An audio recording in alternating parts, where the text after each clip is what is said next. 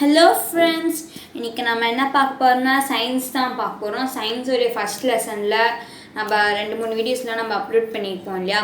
அதில் வந்து இன்றைக்கி நம்ம டெம்பரேச்சர் பார்க்கலாம். ஃபஸ்ட்டு டெம்பரேச்சர்னால் என்ன, நம்ம பாடியோடையும் ஹாட்னஸையும் கோல்ட்னஸையும் அது வந்து மெஷர் பண்ணோம். உங்களுக்கு ஜுரம் ஆச்சுன்னா உங்கள் உடம்புல ரொம்ப ஹீட்டாக இருக்கும்ல, அதெல்லாம் வந்து இந்த டெம்பரேச்சர் வச்சு நம்ம மெஷர் பண்ணிக்கலாம். ஓகேவா. இதோடைய எஸ்ஐ யூனிட் அப்படி என்னன்னா கெல்வின். நல்லா ஞாபகம் வச்சுக்கோங்க, இதோடைய எஸ்ஐ யூனிட் என்ன கெல்வின். அண்ட் அனதர் திங்க் என்னன்னா ஜீரோ கெல்வின். ஜீரோ கெல்வின்னா அப்சல்யூட், இது வந்து நம்ம அப்சல்யூட் ஜீரோ அப்படின்னு சொல்லுவாங்க. ஓகேவா. இதுக்கு இன்னொரு யூனிட்ஸ் இருக்குது, இதுக்கே வேறு யூனிட்ஸ்லாம் இருக்குது. அது என்னென்னா இதுக்கே வேறு யூனிட்ஸ் வச்சு நம்ம மெஷர் பண்ணலாம். அது என்னென்னா டிகிரி செல்சியஸ் ஆர் ஃபாரன்ஹீட். நல்லா நான் வச்சுக்கோங்க, டிகிரி செல்சியஸ் ஆர் ஃபாரன்ஹீட். நீங்கள் இந்த டெம்பரேச்சரில் நீங்கள் இது நான் வச்சுக்கிட்டாவே உங்களுக்கு போதும், ஈஸியாக இருக்கும். நெக்ஸ்ட்டு நம்ம என்ன பார்க்கணும்னா யூனிட் ப்ரிஃபிக்ஸ். யூனிட் ப்ரிஃபிக்ஸ்னால் நம்ம இந்த பேராகிராஃபில் எல்லாம் பார்க்கணுன்னு இல்லை, நம்ம வந்து இந்த டேபிள் பார்த்தாவே நம்மளுக்கு போதும். ஓகேவா. இந்த யூனிட் ப்ரிஃபிக்ஸில் பாருங்கள், இது பவர் ஆஃப் 10 ப்ரிஃபிக்ஸ் அண்ட் அதோடைய சிம்பிள்.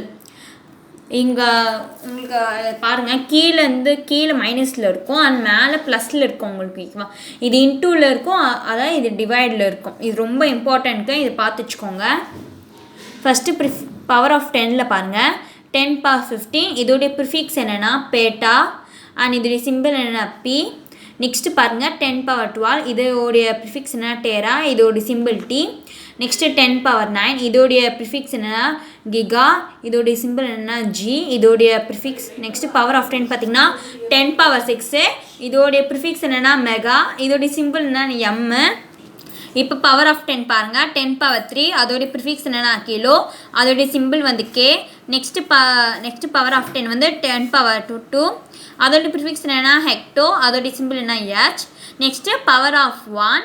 அதோடைய ப்ரிஃபிக்ஸ் என்னென்னா டெக்கா, அதோடைய சிம்பிள் என்ன டிஏ. ஓகேவா. நெக்ஸ்ட் இப்போ பாருங்கள், நம்ம ப்ளஸ் வரைக்கும் பார்த்தோம் இல்லையா. இப்போ வந்து நம்ம மைனஸில் பார்க்க போகிறோம். 10 power -1 உடைய ப்ரிஃபிக்ஸ் என்னென்னா டெசி, இதோடைய சிம்பிள் என்னென்னா டி. Next 10 power -2. அதோடைய ப்ரிஃபிக்ஸ் என்னென்னா சென்டி, அதோடைய சிம்பிள் என்னென்னா சி. Next 10 power -3. அதோடைய ப்ரிஃபிக்ஸ் என்னென்னா மில்லி, அதோடைய சிம்பிள்னா எம். Next 10 power -6. இதோடைய மைக்ரோ, இதோடைய யூ மாதிரி. ஓகேவா. Next 10 power -9. இது நானோ, இதோடைய சிம்பிள் என். Next 10 power -12. இதுக்கு என்னென்னா பிக்கோ, இது வந்து பி. நெக்ஸ்ட்டு 10 power -15 ஃபெம்டோ, இதோடைய சிம்பிள் என்னென்னா எஃப். ஓகேவா. நீங்கள் வந்து மேலே வந்து ப்ளஸில் இருக்கும், கீழே வந்து மைனஸ். இது இன்டூ டிவைட் நல்லா பார்த்து வச்சுக்கோங்க நீங்கள், உங்களுக்கு இதுதான் இது ரொம்ப இம்பார்ட்டண்ட்டாக இருக்கும். நெக்ஸ்ட்டு பாருங்கள், rules and conventions for writing SI units and their symbols. Rules and கன்வென்ஷன்ஸ்னாவே நம்மளுக்கு ஞாபகம் வரும் இந்த ரூல்ஸு, இதெல்லாம் நம்மளுக்கு நம்ம டிராஃபிக் இதுக்கு நம்ம ரூல்ஸ்லாம் பண்ணுறோம்ல, அந்த மாதிரி தான் இதுவும். இதில் வந்து இது வந்து சயின்டிஃபிக்கான ரூல்ஸ் இதெல்லாம். ஓகேவா. இப்போ இதில் ஃபஸ்ட்டு ரூல் பாருங்கள், the SI unit named after scientists are not written with the capital initial letter. For example, Newton, Henry, Ampere and Watt. சயின்டிஸ்ட்க்கு அப்புறமா நேமில் இருக்கும்ல, அதெல்லாம் வந்து நம்ம கேபிட்டல் லெட்டர் எழுதக்கூடாது, இனிஷியல் கேபிட்டல் லெட்டர் நம்மள எழுதக்கூடாது. நம்ம எல்லாம் ஸ்மால் லெட்டர்ஸ்லேயே தரும். அது என்னென்னா Newton, Henry, Amber and what, இதில் ஒரு எக்ஸாம்பிள்ஸ். ஓகேவா. நெக்ஸ்ட்டு ரூல் நம்பர் 2 பாருங்கள், the symbols of the units named after scientists should be written by the initial capital letter. இதில் வந்து சிம்பிள்ஸ்க்கு ஆஃப் த யூனிட்ஸ்க்கு வந்து நம்ம என்ன பார்ப்போம்னா என், இதுக்கு கேபிட்டல் லெட்டரில் நம்ம எழுதுகிறோம். N for Newton, capital letter N for Newton, H for Henry, A for ampere and W for watt. Next third rule பாருங்கள், small letters are used as symbols for units not derived from a proper noun. Example, m for meter, kg for kilogram. இந்த proper நவுன்னோடனே உங்களுக்கு இங்கிலீஷில் grammar வரும்ல, அந்த மாதிரி நான் நினச்சிடுவீங்க, உங்களுக்கு அத்தான் ஞாபகம் வரும். ஆனால் இதில் வந்து நம்ம சயின்டிஃபிக்காக பார்க்கலாம். ஓகேவா. இதில் ஸ்மால் லெட்டர்ஸ் வந்து யூஸ்டு சிம்பிள்ஸ்க்கு நாட் டிரைவ்ட் ஆகாது. இதை எம் ஃபார் மீட்டர், கேஜி, அதாவது ஒரு short form M for metre, kg for kilogram, இந்த மாதிரிலாம் நம்ம சொல்லுவோம்ல, அதை தான் இங்கே சொல்லியிருக்காங்க. No full stop or other punctuation marks should be used with in or at the end of symbols. Example 50m not as 50m full stop. நம்ம சிம்பிள்ஸ்க்கு வந்து எப்பவுமே எப்படின்னா டாட்லாம் வைக்கக்கூடாது, நம்ம ஃபுல் ஸ்டாப்பில் வைக்கக்கூடாது, இல்லை அதர் பஞ்சுவேஷன்ஸ் அதெல்லாம் நம்ம பண்ணவே கூடாது. ஓகேவா? அதெல்லாம் நம்ம வந்து இங்கிலீஷில் கிராமருக்கு தான் நம்ம அதெல்லாம் பண்ணுவோம், ஆனால் இதை சயின்டிக்கில் அதெல்லாம் பண்ணக்கூடாது. நெக்ஸ்ட்டு ரூல் நம்பர் 5 பாருங்கள். Symbols of the units are not expressed in plural form. Plural form நம்ம 10 kg இருக்குது, நீங்கள் வந்து 10 kgs எஸ்ன்னு எழுதுக்கூடாது. ஓகேவா? 10 kgன்னு கூட இல்லை, நீங்கள் 100 kg இருந்தாலும் நீங்கள் 100 kgs அந்த எஸ்ன்றது வரக்கூடாது. அதாவது ப்ளூரல் ஃபார்மில் நம்ம எழுதக்கூடாது தான். நெக்ஸ்ட்டு ரூல் நம்பர் 6 பாருங்கள். when temperature is expressed in Kelvin the degree sign is omitted. Example 283 K not 283 degree K. நம்ம எல்லோரும் காமனாக பண்ணக்கூடிய மிஸ்டேக்ஸ் என்னென்னா, நம்ம வந்து கெல்வின், செல்சியஸ் அண்ட் ஃபேரன்ஹைட்னு ஒன்று சேர்த்துருவாங்க. ஆனால் அப்படி நம்ம சேர்க்கக்கூடாது, ரொம்ப பெரிய தப்புமா. இதில் தான் நீங்கள் நல்லா கவனமாக இருக்கணும். ஓகேவா? 283ன்னு இருக்குது, இது வந்து என்னது உங்களுக்கு டெம்பரேச்சர். நாட் வந்து டிகிரியில் நீங்கள் வந்து பண்ணக்கூடாது. 100 டிகிரி செல்சியஸ் அந்த மாதிரி இருக்கோம்ல, அதை வந்து நீங்கள் பண்ணுங்க.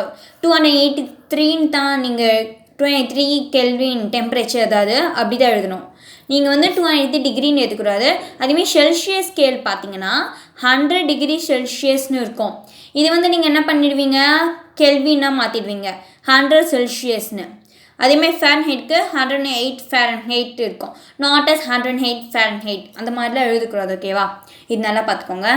இது 7th rule. Use of solids is recommended for indicating a division of unit symbol by another symbol. Not more than one solid is used. Example ms-1 or m/s. Jig mole should be jig-1 mole -1. இது use of solids பண்ணுவாங்க. இது வந்து மோர் தென் நிறைய solids வந்து இதை வச்சு பண்ணக்கூடாது. For example ms-1 or m/s and jig mole should be jig is jig -1 mole -1. இது பார்த்துக்கோங்க. நெக்ஸ்ட் 8 பாருங்கள். 8th rule. the number and unit should be separated by a space. Number and யூனிட்ஸ்லாம் ஒரு இடத்துல செப்பரேட்டடாக இருக்கும், அதான் இங்கே சொல்கிறாங்க. 15 kg ms-1 not as 15 kg ms-1. இங்கே பாருங்கள், நல்லா பாருங்கள். இங்கே என்ன ஒரு வித்தியாசம் இருக்குன்னா, இங்கே டாட் இங்கே ஃபுல் ஸ்டாப் மாதிரி வச்சுருப்பாங்க இல்லையா, இதை தான் அவங்க சொல்கிறாங்க. accepted symbols alone used be used. Example ampere should not be written as amp and second should not be written as second. என்ன சொல்கிறாங்கன்னா, நம்ம இப்போ வந்து ஃபார் accepted சிம்பிள்ஸ்னால் இருக்கும்ல, இப்போ ஆம்பேர்னு இருக்குது, நம்ம வந்து என்ன பண்ணுவோம் ஆம்ப் அப்படின்னு ஷார்ட் ஃபார்மாக நம்ம எழுதக்கூடாது. நிறைய பேர் என்ன பண்ணுவாங்க, இதுமாதிரி ஷார்ட் ஃபார்மாக யூஸ் பண்ணுவாங்க, அதெல்லாம் பண்ணாடிங்க, ரொம்ப தப்பாயிடும். நெக்ஸ்ட்டு செகண்ட் இருக்கும். செகண்ட் வந்து நம்ம சிஎஸ்இசி அப்படின்னு எழுதுவோம். இது பெரும்பாலும் மேத்ஸில் நம்ம இந்த மாதிரி ஷார்ட் ஃபார்ம் வச்சு யூஸ் பண்ணுவோம். ஓகேவா? ஆனால் சயின்ஸை பொறுத்தக்கே இதெல்லாம் நம்ம பண்ணக்கூடாது. நெக்ஸ்ட்டு ரூல் நம்பர் 10 பாருங்கள். numerical values of physical quantities should be written in scientific form. Example, the density of mercury should be written as 1.36 into 10 power 4 kgms-3 not as 13600 kgms-3. இங்கே என்ன சொல்கிறாங்கன்னா, நம்ம நியூமெரிக்கல் வேல்யூஸ் ஆஃப் ஃபிசிக்கல் குவான்டிட்டிஸில் நம்ம பார்த்துருக்கோம்ல, அதில் வந்து scientific ஃபார்மாக தான் நம்ம எழுதுவோம். அதில் வந்து இந்த டென்சிட்டி ஆஃப் மெர்க்குரியை வந்து இப்போ கொடுத்துருக்காங்க. இதில் என்ன 1.3 ஃபார் எக்ஸாம்பிள் கொடுத்துருக்காங்க நம்மளுக்கு. 1.36 into 10 power 4 kgms-3 not S. நம்ம இதை எப்படி எழுதக்கூடாது, 13600 kgms-3. இதை வந்து நம்ம சயின்டிஃபிக் ஃபார்ம்னா நம்ம கரெக்டாக அதை பண்ணணும். ஓகேவா? இங்கே அர்த்தம் கொடுத்துருக்காங்க. இப்போ வந்து நம்ம வெர்னியர் கேலிப்பர் அண்ட் ஸ்க்ரூ காட்ச் தான் பார்க்க போகிறோம். நம்மளுடைய டெய்லி லைஃப்பில் வந்து நம்ம மீட்டர் ஸ்கேல்லாம் வந்து லென்த் வந்து மெஷர் பண்ணுறதுக்குலாம் நம்ம யூஸ் பண்ணுவோம் இல்லையா, அதேமாதிரி கேலிப்ரேட்டட்னா சென்டிமீட்டர் அண்ட் மில்லிமீட்டர். இதோடைய smallest length which can be measured by metre scale is also is called least count. ஓகேவா? லீஸ்ட் கவுண்ட் வந்து யூஸ்வலாக நம்ம ஸ்கேலுக்கு வந்து 1 millimeter யூஸ் பண்ணுவோம். அப்புறமா we can measure the length of objects up to 1 millimeter accuracy with the scale. By using vernier caliper we can have an accuracy 0.1 millimeter and screw gauge என்னன்னா 0.01 millimeter. இது நல்லா நான் வச்சுக்கோங்க. இதுக்கு வந்து 0.1 millimeter, இதுக்கு 0.01 millimeter. ஓகேவா? Next description of vernier calliper. The vernier caliper consists of a thin, long steel scale graduated in centimeter and millimeter called main scale. உங்களுக்கு நான் இதில் சொல்ல நான் உங்களுக்கு டயக்ராம் காமிச்சு நான் சொல்லிடுறேன். நல்லா பார்த்துக்கோங்க. இதுதான் வெர்னியர் கேலிப்பர். நான் உங்களுக்கு வந்து இந்த லெசன் முடிஞ்சோடனே வேணால் உங்களுக்கு நான் கொஞ்சம் டீப்பாக வந்து அந்த வெர்னியர் கேலிப்பர் வச்சு நான் உங்களுக்கு சொல்லித்தரேன். ஓகேவா? நம்ம என்ன சொல்லுவோன்னா இது தான் உங்களுக்கு வெர்னியர் கேலிப்பர் சொல்லுவோம். நல்லா பார்த்துக்கோங்க. இது வந்து நம்ம வெர்னியர் கேலிப்பர் சொல்லுவோம்.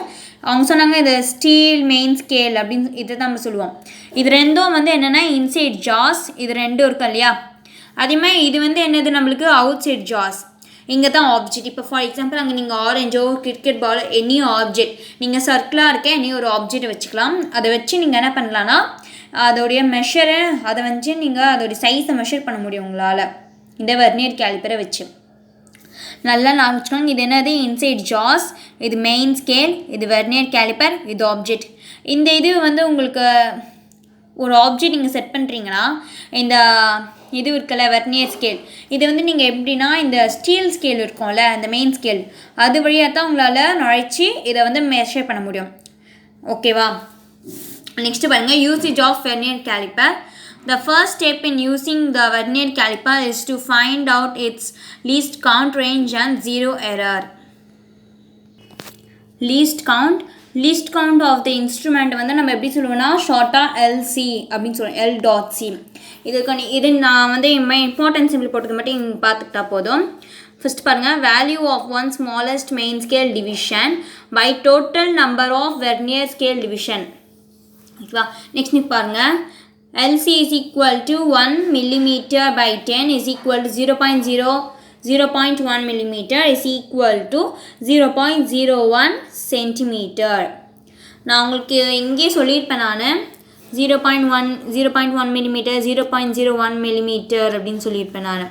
இது எதுக்கு? இது வெர்னியர் கேலிப்பருக்கு, இது வந்து ஸ்க்ரூ காஜ்க்கு. ஓகேவா? ஓகே நெக்ஸ்ட் பாருங்கள் zero error. Unscrew the cylinder, move it to the left such that both the jaws touch each other. Next பாருங்க check whether the zero marking of the main scale coincides with that of the zero vernier scale. If they coincide then there is no zero error. If they do not coincide with each other, the instrument is said to possess zero error. Zero error may be positive or negative. If the zero of vernier caliper shifted to the right of main scale, it is called positive error. On the other hand, if the zero of the vernier is shifted to the left of the zero of main scale, then the error is negative. இந்த zero error வந்து maybe positive or நெகட்டிவ்ல தான் இருக்கும். இந்த zero எரரோடைய main vernier இருக்கும்ல அது வந்து main ஸ்கேலோடைய right side shift ஆச்சுன்னா அது வந்து நம்ம பாசிட்டிவ் எரர் அப்படின்னு சொல்லுவோம். இல்லை அது வந்து லெஃப்ட் சைட் ஷிஃப்ட் ஆச்சுன்னா அது வந்து நம்ம நெகட்டிவ் எரர் அப்படின்னு சொல்லுவோம். நல்லா ஞாபகம் வச்சுக்கோங்க. ரைட் சைட் ஷிஃப்ட் ஆச்சுன்னா பாசிட்டிவ், லெஃப்ட் சைட் ஷிஃப்ட் ஆச்சுன்னா அது negative. Next positive zero error தான் நம்மளாக பார்க்க போகிறோம். Positive and negative zero error வந்து நம்ம நெக்ஸ்ட் வீடியோவில் பார்த்துக்கலாம். ஓகேவா?